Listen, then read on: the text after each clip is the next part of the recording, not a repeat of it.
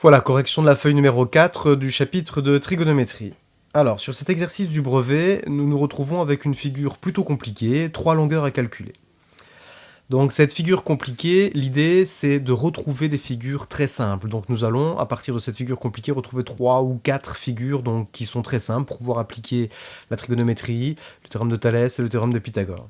Alors, si j'efface, donc ce qui était juste avant, si j'efface toute la partie qui ne sert pas, je me retrouve avec ici un triangle BEC, qui est rectangle en B, avec 6 cm, 7 cm pour deux côtés.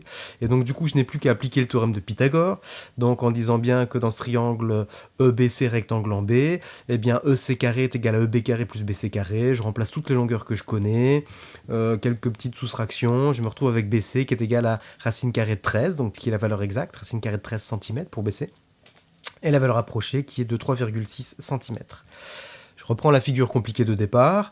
À partir de cette figure, je vais me retrouver avec une figure simple du théorème de Thalès, donc le cas du papillon.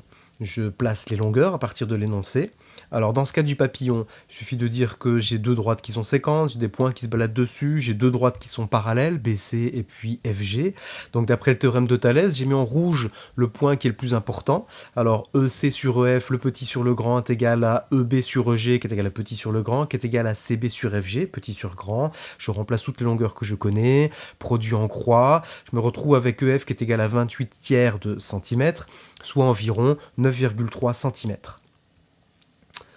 Étape numéro 4, à partir toujours du dessin un peu compliqué, j'essaie de dégager une information importante, c'est-à-dire que j'ai deux droites qui sont parallèles, et puis j'ai un angle droit. Les deux droites parallèles, c'est BC et AG, et puis j'ai un angle droit, c'est BC qui est perpendiculaire à BG. Il y a une phrase de sixième qui dit que si deux droites sont parallèles, toutes perpendiculaires à l'une est perpendiculaire à l'autre, donc j'ai bien BG qui est perpendiculaire à AF.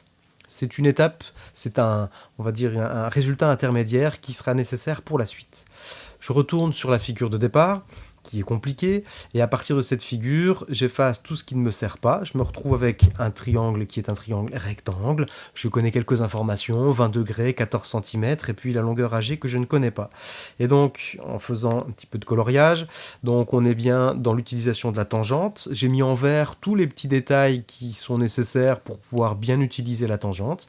Alors, en bleu, dans le triangle ABG, qui est rectangle en G, on est bien sur la formule de la tangente, c'est AG côté opposé divisé par BG, en fait, qui est le côté adjacent. Donc ça veut dire que la tangente 20 degrés est égale à AG sur 14. Je multiplie par 14 de chaque côté de l'égalité. Et je me retrouve avec AG est égal à tangente 20 degrés multiplié par 14.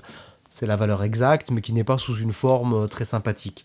Je donne la valeur approximative, 5,1 cm. Donc la longueur AG est d'environ 5,1 cm.